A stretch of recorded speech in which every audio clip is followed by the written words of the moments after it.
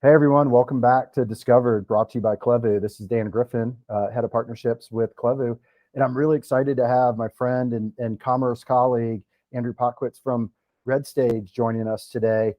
We're going to spend a good bit of time really just diving into kind of two of us old guard commerce experts, marketing automation experts. And Andrew, I'm really excited to have you share not just kind of the technology side, but your personal journey in just commerce. So welcome and thanks for joining me today.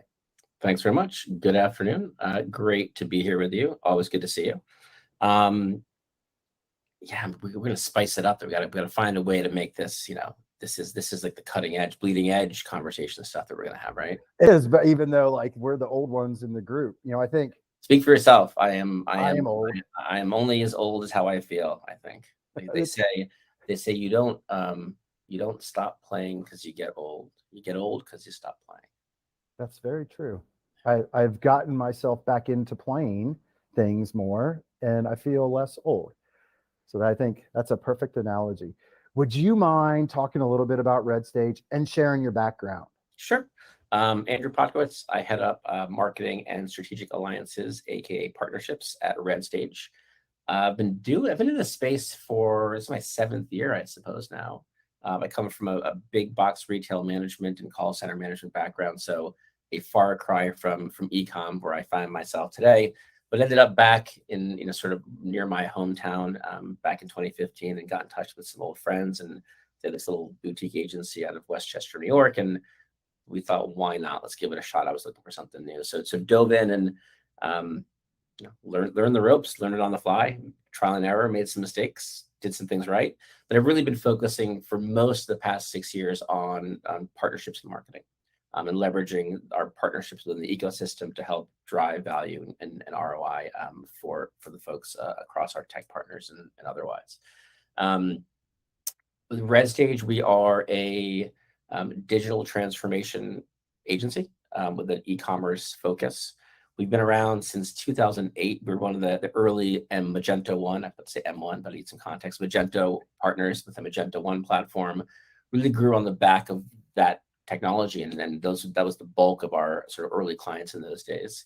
And then in the mid-teens, sort of started to diversify e-com platforms, as most agencies who want a full suite solution do, into BigCommerce, Shopify, and Salesforce. So those are our 4 core e-com cart platforms. So we're strategy, design, development, optimization of digital businesses. We certainly have an enterprise and a B2B focus. That's been an area that we've seen a lot of folks struggling. I think that lot is generally late to the game. They are rarely early adopters on the enterprise side, and B2B tends to follow behind enterprise anyway. So enterprise and B2B is sort of usually the laggards when it comes to adoption. So there's a lot of things that we've learned, across digital and across e-commerce, in the past 5-10 years that are sort of low-hanging fruit, as they say, to folks who are late to the game. Do you think, I'm going to jump right in because I do have a question on the enterprise versus SMB. Yeah. Because I find that fascinating. I come from a delivery background in CRM. So before I got into commerce and MarTech, it was very CRM focused. So only the biggest could implement real CRM strategy. And those were the days of, Siebel and Bond, and even before Salesforce was the market leader. Do you think that is commerce the same way? I mean, I tend to believe that these big monolithic commerce approaches, not platforms, but approaches, are taken by really big brands, and they're unable, I think what you're alluding to kind of pivot, move, and be nimble. What advantage do you see for that SMB crowd being, in the current landscape of things? It's interesting. It's a great question. We have historically seen, as I think we would expect, SMB, lower mid-market merchants and businesses are more nimble, right? They sort of go with the flow, and they can make budget decisions and general decisions much more quickly than enterprise brands because, for all the reasons we know, bureaucracy and size and budget and planning. So they're generally the first to adopt new technologies and for digital transformation, followed by sort of lower mid-market, upper mid-market, then enterprise. That's sort of always been the trend. Interestingly, what we've seen over the past couple of years for COVID is there was actually a chasm that formed that was larger than it was historically. Meaning, COVID hit, the world was terrified of you walk outside and spontaneously combust, and everything shut down, and reasonably so, because we didn't know what it was, and it was COVID. And so the first couple of months were 2 or 3 months was absolute, everything stopped. Everyone goes, just take a beat. This will hopefully clear up in a couple of months, and we'll get back to business. And then people started realizing, well, this ain't going away, at least not soon. So the merchants who were able to and smart enough made some moves, and those were SMB and lower market. They were on it. They were those who could made the moves, those who saw a future and to survive. And then all the enterprise folks went, whoa, hang on, we need, let's not make any rash decisions. Let's take a beat. Let's see what actually happens in the landscape. So it expedited some of the SME lower mid-market folks to transform quickly, and actually delayed what was already a coming evolution of an enterprise brand. So they got slowed down, theirs got sped up. So now we saw this wave build during COVID of SMB mid-market folks, sort of bigger and bigger brands, making the investment into digital that historically had not been there for those brands. And now we're just kind of seeing, irrespective of macro market trends, which we're seeing over the past couple of months, but generally over the past 6 to 8 months, these enterprise brands that had taken time to really consider their options, now the wave of enterprise transformation is coming, right? Because this is the world we live in now. And we're seeing the early B2B adopters right behind that, and then the B2B will follow that. Darren Lynch said, he repeated the fortune favors the brave, right? And I think that's true in this case, where we saw those early adopters, even SMB say, or upper, even like lower mid-market say, okay, I can be quite tactical. I can pick a point. And this is where I think agencies like Redstage become super important to this journey. If you outline, yes, there's this idea of a commerce platform, the general center circle, but then there are all these technologies or business opportunities around the outside. Which one do I pick that's specific to me as a merchant? And it becomes really important to who you're talking to, like a Redstage with a high-level account director, to say, here are the 5 things on your roadmap that should be next. Be brave, pick one, and we think this is your safest bet. Did you see that from kind of this moving, those willing to take a risk? What was that, the approach? Somewhat, yes. It's interesting what we've seen within that. But when I joined this ecosystem in e-commerce back in 2015, merchants very much drove that conversation, in that they would say, especially from a build standpoint, they'd say, hey, Magento, or hey, Shopify, or hey, Hybris, SAP, Demandware, whatever it was back then, we want to use your technology. We'd like to buy a license. And they go, okay, Demandware, Magento, BigCommerce, whomever, can you help us find a partner to actually do the implementation? Over the past 5 years, 4 years, in particular 3 years, there's been this growth across the tech ecosystem of new, strong, large technologies. You've got your commerce tools, your shopwares, who have entered the conversation that really, BigCommerce has grown, exponentially. So what we're seeing more now is merchants going to the agencies and saying, hey, agency, there's so much great viable tech out there. How do I choose? Help me. So instead of much of our business coming directly from e-com cart platforms, they're saying, hey, they just signed up for our tech. Can you help them? We're actually helping the merchants make the tech stack decision. So I think merchants, because we've all seen the sort of the MarTech, the chart, 10 years ago, the growth, the exponential growth of how many, there's like 36,000 MarTech companies out there right now. So they need a partner to help them wade through, someone who's worked with a lot of them, be like, hey, we've done the legwork for you. We found the right, strong, viable solutions out there, and we could help bring them to bear on your business. So part of it is a tech stack driven conversation, and part of it is a strategy conversation. But yeah, I would agree with that statement from Darren. And I love that approach. Again, I'm biased because I come from kind of the services background before I entered into kind of partnerships and go to market and all of that fun stuff. I find it ironic. So just yesterday, I was talking about Scott Brinker's MarTech diagram, sharing just the growth. And I think you were right on. I think you said there were like 36,000 pieces of tech that you could pick from in this kind of larger MarTech, which, to be fair, is also starting to include commerce technology as well into this bigger map. In 2014, it was under 1,000. Yeah. It was like 894 was the number that Scott had on his list. So it's almost like a Nestle or a P&G product chart. Yeah, exactly right. It's so true. And it just proves that I'm a big believer that firms like Redstage can help, and you don't have to. Merchants probably get a little bit nervous sometimes, smaller ones engaging with like a Redstage, because they think about, oh, I'm committed to this big, massive project, when in fact, you do all sorts of different services. You'll do advisory services. You'll help strategically just pick a platform. Of course, you're trying to help them deploy and be successful, but asking smart questions as a merchant is like ultimately the most important thing you can do. What are the things the 2 or 3 things you'd say to a merchant that's thinking about, commerce, whether it's entering in to something new from a platform or expanding their business, which is, I get it, that's a big deal. Like, how do you help them get organized? Oh goodness, it's a big question. A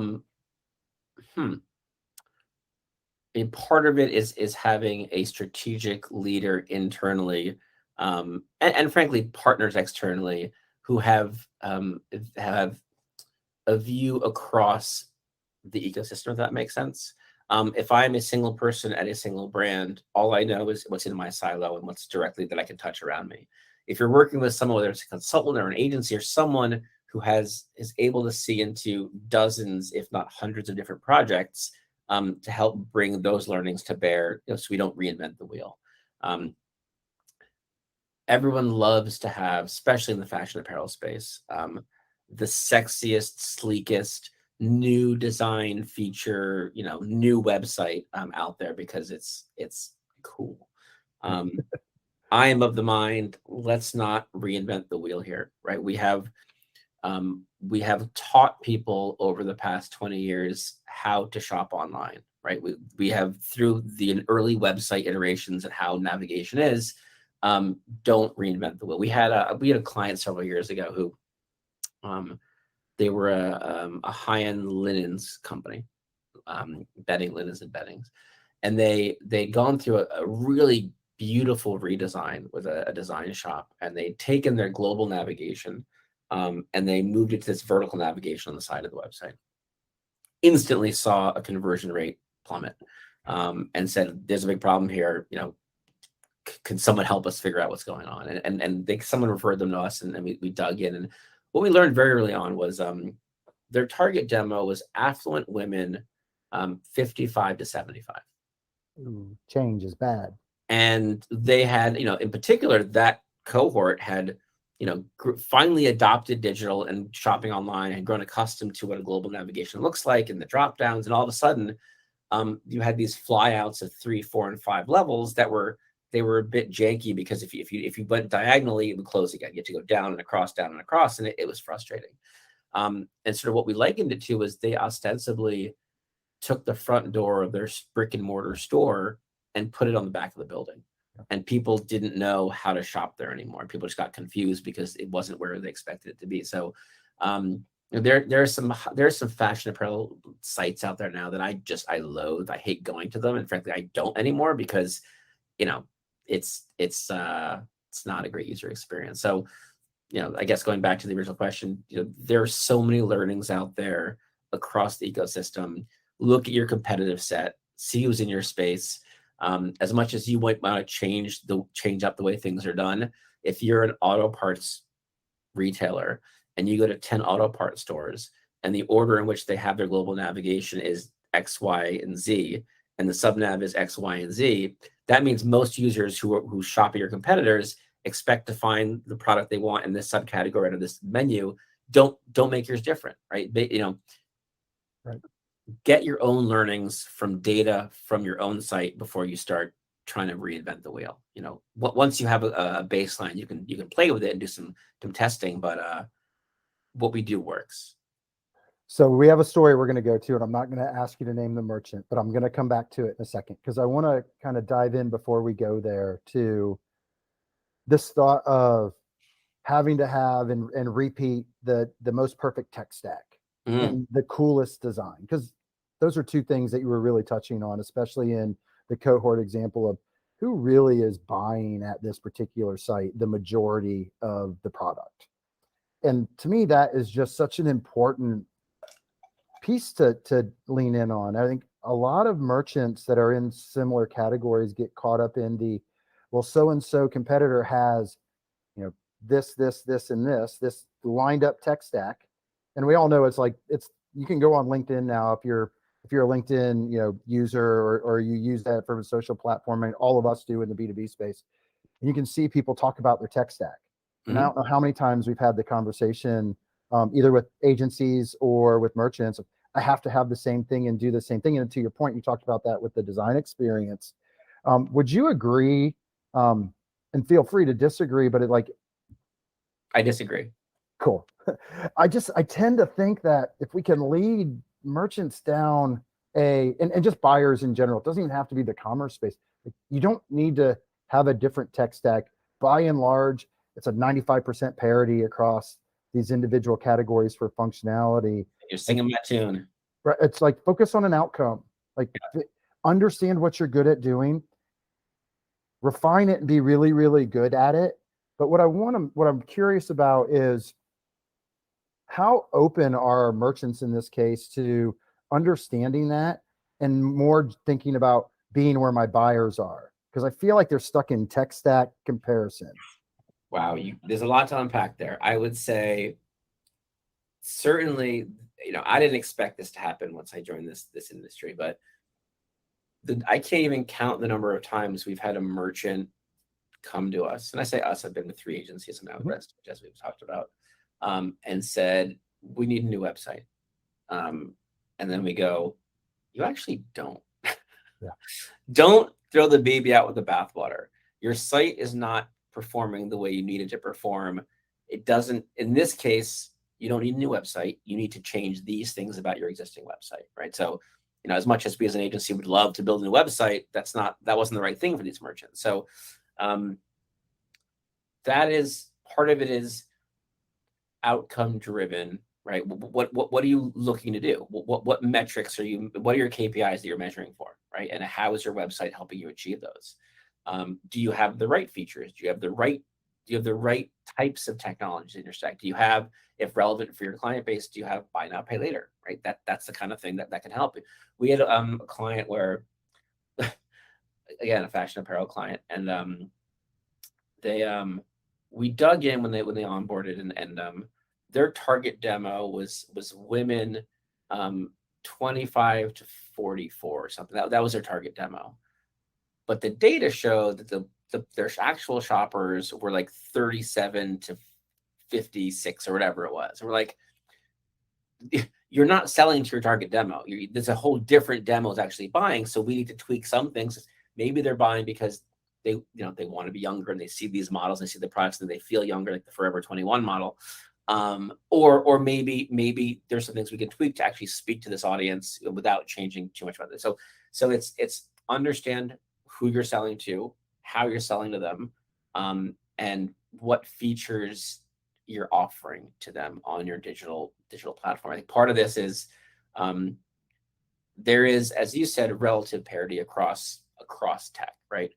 Take 3 technologies. Marketing automation is one that I talk about a lot, where the leaders in that space will all do 95% of what 95% of merchants need them to do. So what's the differentiating factor there? For me, it's always been, once they're a partner of ours and we know the tech and we trust it, that it's good tech, it comes down to, yes, feature fit, right? But in this case, they'll have it. The support, the people behind the tech. The tech is only as good as the team that supports it.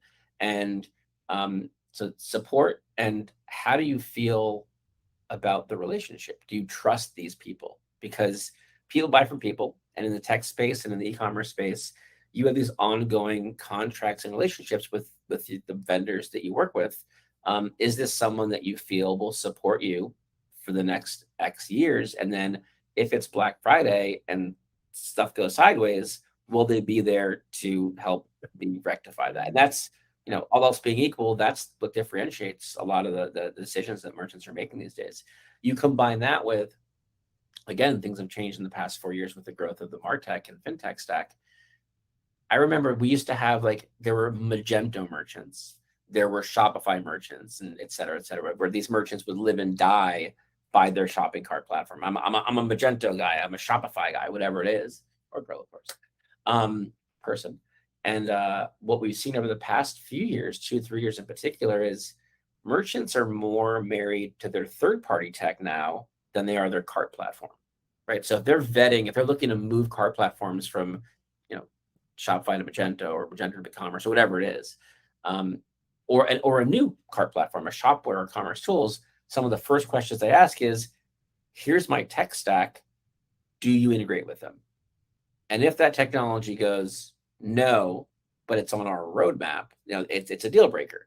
So merchants are finally finding the technologies they love to work with and they're confident in. And certainly there's some level of lifting and shifting has a price, right? It has learning curve, it has data migration. If you have a solution that you like and it works for you, you're going to want to keep it. And, more and more that is third-party tech. For sure. I think we saw that at Klevu, and before I was at Klevu, I was in the MarTech side, marketing automation. And as COVID or the pandemic got to about 6 or 9 months of time, the risks that people were taking, merchants were taking to really leverage this third-party technology, like you're talking about, Andrew, they could quantifiably say, oh, it's actually this small thing that we didn't really understand had this big of an impact on our buying cycle. We should really focus a little bit more here. And so we started to see that, which then, of course, became my competitor has the tech stack, which was great for a lot of us in these kind of secondary or ecosystem plays around kind of the cart technology, to your point. But it absolutely has proved itself out, has been great for companies like Klevu and others, but also has been great for e-commerce in general because it forces a different conversation back at the agency level. I just think it's actually helped, not just from a revenue perspective, but be risky. It's okay. It's interesting. You look at sort of the traditional KPIs by which e-commerce merchants measure themselves. You've got average order value, customer lifetime value, conversion rate, all the sort of standard, the BI and analytics metrics. But oftentimes what we do is we go in and we look at the business holistically as an agency, not just Redstage, but agencies who do this properly.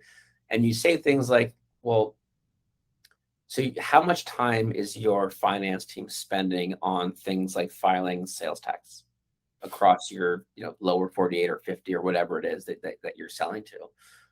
And there are times where they've been like, 300-400 hours a year, whatever it is. And you go, well, if you leverage a sales tax automation software like an Avalara or a Vertex or a TaxJar, you can save all those hours. So it's not a metric you'll see in the e-com cart platform, but you just saved a tremendous amount of money for the company because you automated something that was historically manual. And oftentimes, especially in the B2B space, sometimes in the enterprise space, but especially in the B2B space, you start asking questions as an agency, as a consultative partner, saying, well, what's your workflow here? And they tell you, why do you do it that way? And they go, I don't know, that's just the way we've always done it, right? Or that's the way it was done when I got here. And not that there's anything wrong with that, other than if you're in that silo, in that vacuum, things get normalized, right? Something that the first day you started at a company, you go, well, that's a little weird. 8 months in, you're like, you don't even think about it twice. So sometimes it takes someone else coming in from the outside to go, we can automate this. So there's a lot more of the business outside of e-commerce that can be automated through technology and through the e-commerce platform, the tech stack. So talk about sales tax, which is not going to increase may not increase your conversion rate, but it's certainly going to make your business more efficient and make your filing more efficient accurate and reduce the risk of, running afoul of the IRS. Now, when you start talking about the rest of the tech stack and taking your digital platform and just improving the user experience, right? There aren't too many ways to differentiate your website now, that everyone's in e-commerce, right? 6 years ago, 10 years ago, you might do something big. We've never seen that before. Sort of the first behavioral triggered promotions, right? Like when the first time you crossed your mouse over the search bar from the window and you got a pop-up that said, "Wait, don't leave." You were like, "That's wild." Like, how did they, you're like, how did they know I was doing that? And then that was a differentiator. Right? So all those sort of behavioral triggers, became the norm. So you look website to website, not much differentiates them on the face of it, right? It's once you get in, it's not going to be the homepage, right? Rarely do we go to a homepage now and go, well, that's wild. They have a video playing, or they've got staggered images, or or it's a non-scrolling. That's not innovative anymore.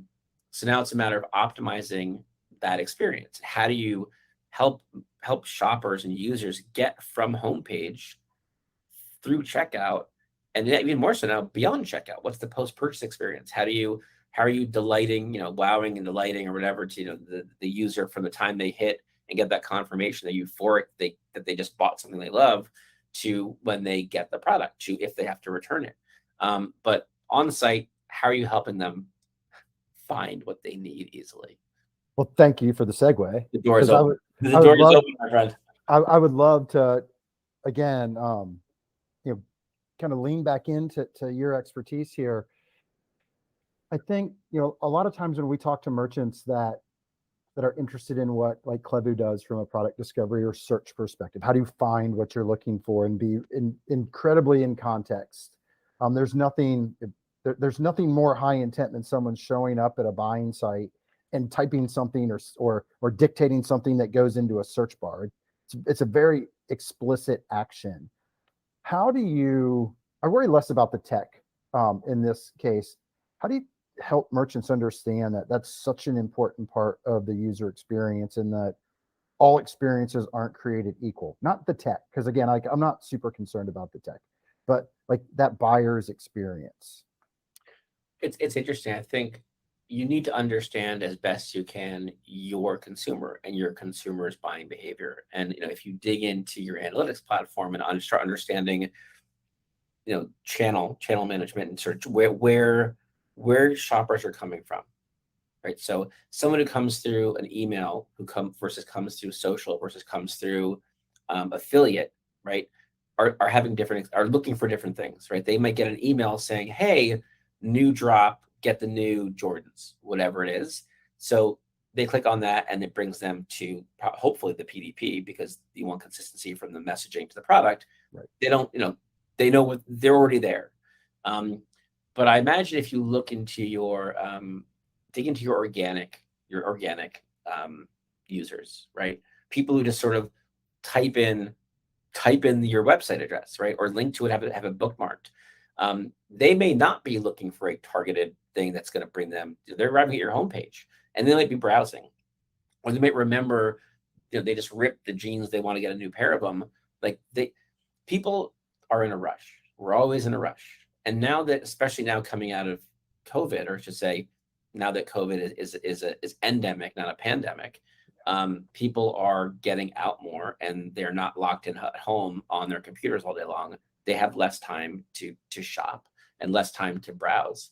And finding in a product catalog of multiple thousand items, whittling down what in fact you want to see, what you want to buy. Are you there to browse? If you're there to browse, are you there to find something specific? I think digging into that data, understand how to best serve up the right content and help people find the right product is imperative.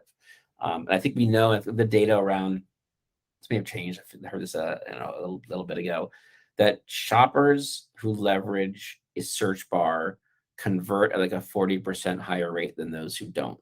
Right. Is that fair? Part of it's driven by almost 50%.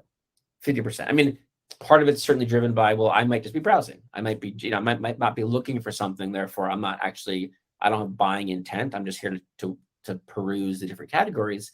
But certainly part of that number is folks who can't find what they want. And if they have a good search experience, they're able to find it more quickly and buy it more quickly. I think one thing I forgot to mention, and I'm sure you're going to edit this because this goes back to the last comment, which is being efficient, right? How many people do you have merchandising your site? Oh, so right? important, right? And how many of these e-com platforms out of the box have rules-based merchandising, right? What's in first position, what's in second position, not dynamic merchandising, like what is your top selling item, or what item do you have the most inventory of, or, serve up this red item because they got these, it's not intelligent search. It's not intelligent merchandising. So again, if you're able to leverage an AI-driven merchandising platform, not only are you probably serving up better results for what they're looking for, but also you're reducing your overhead in manually merchandising products. Well, on the other side to that, to come back to your, when someone engages with the search bar, there's about a 50% opportunity to convert, but there's still the rest of that percentage. So 100 minus what converts, that they came intentionally. Yeah. And one of the things that we see, a little bit selfish on the Klevu side, but one of the things that we see that really helps merchants is like product recommendations.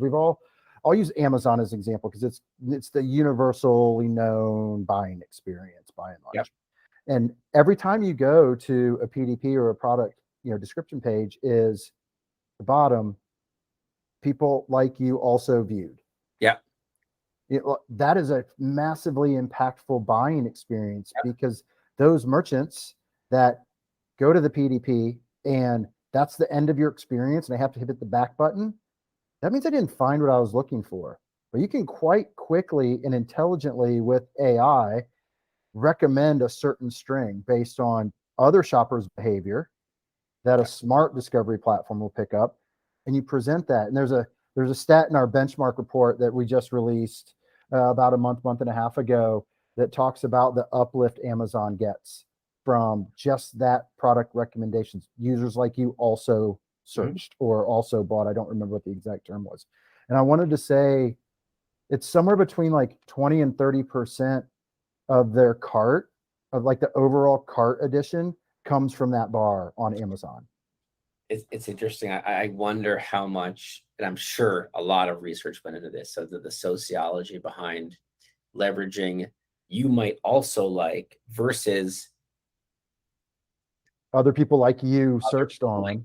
That's sort of the FOMO, like, well, if they've got it, I should have it. Like, Right.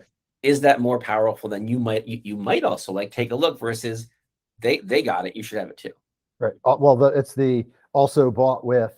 Yes. Yeah. But like, I'm not buying it. You're right. There has to be so many different ways, but it goes back to personalization and understanding the kind of these personas and cohorts that move through your buying cycle. So you have a great story. We're not going to name the merchant, but we talked about you mentioned a little bit about having an underwhelming experience because you couldn't get what you wanted. So I'll let you tell it. Frustrating experience. I have a footwear brand of which I'm a huge fan. They've been around for a while and are certainly a popular brand. And I just, I go every now and then because they drop sneakers, pretty regularly. So I like to just sort of browse new and browse sale and all the things you do when you're just like, hey, I'm looking, I don't need a pair of sneakers, but I might want one. So I'm gonna go take a look to see what's around. And like on one of the pages, like one caught my eye. And I don't remember how, but I lost the page. I'll go back and check it out. I'm not, and then it was a shade of green is what I recall. It was a specific shade of green that I could see it, but I didn't know how to describe it. Right. And I think we all know, we're contemporaries growing up when I think J. Crew was the first to do this, where they had these absurd color names like tortoise back or, poppy leaf or whatever it was, where like it was like a paint color, the paint colors. And I couldn't for the life of me, like, was it forest? Was it green? Was it Kelly? Was it like I typed in 6 or 7 iterations of green, versions of green, and it didn't come up. It brought up other stuff, and in some cases things that weren't even green. And And then I decided like I needed to find an issue. I was on a mission. So I went to, the filters, which Yep. helped me narrow it down to, I think, 360 options. And then I went pagination, load more, 25, 24 at a time, load more, load more, load more. I finally found it. And it was like Moss something, whatever it was. And I was like, I mean, I was so close, but why didn't they have NLP or natural language processing to help identify, well, this is a version of green, let's show this shoe. But obviously on the back end, whoever put it in, like didn't tag it appropriately and whatever it was, but it was really annoying. And then the kicker, they were out of my size. So all of that time spent and like you were upset, frustrated, and then you found it, and you probably lost all of that frustration because you found it. I was borderline euphoric, when in Braveheart when he's like Frida, that's the level of, but alas, it was not to be because they did not have my size. So it was annoying. And all that time, had I known early on they didn't have my size, because after that I just closed the site. I left. But had I not had that frustrating experience, I probably would have found another pair of shoes to buy. But I was like, F this. Yeah, for sure. So I'm going to use that example to close us out. Okay. I certainly appreciate you spending the time today. So one of the things that you can do if you're interested in what Redstage and Andrew and team do is you can visit their site at redstage.com, and we'll drop that into the webcast here. The other thing that you can do if you're actually really interested in how product discovery can impact your current site, if you're a merchant listening to this, is Andrew and team have a place for you to request an audit or an assessment of your site. And then our teams will work together to give you what is good, bad, and great on your site. And this is done not with a bias leaning towards a product, but with a customer's or with a merchant's buyer's experience in mind, to make sure there's just 5 or 6 things that can greatly improve an experience on a site. We're going to look at those and give those back. So we'll also drop here in the webcast the link to get to that audit request through the Redstage team. And then that way you're talking with a commerce expert as you get that feedback, whether it be a client director or an account executive from Andrew's team. So, feel free to take action. The other thing we'll do is we'll definitely drop down at the bottom here, the Klevu site, so you can see the product discovery guide and the benchmark report to see what great merchants are doing in North America and what some maybe not so great experiences are, because we try and compare the both. So with that, Andrew, I really do appreciate you taking the time today. I personally love having conversations. You and I see each other a good bit out on the road, and we always talk about stuff like this and never really talk about doing business together. So, and if you're not following, it just happens organically when it happens. And Andrew doesn't believe this, but I'm going to say it on this cast. So, if you're on LinkedIn and you're looking for somebody that shares a whole lot of really great commerce content within his feed, follow Andrew on LinkedIn, because he is literally connected with a massive network of really good content. So if Andrew doesn't have it, someone else does, and he is always sharing. So you can go find and educate yourself, even if you're a partner. Andrew's somebody that you should definitely be following out on the LinkedIn social platform. 3 of the areas I'm most excited about now when it comes to augmenting, enhancing, optimizing e-commerce platforms are customer service platforms. So customer service and video, interactive video.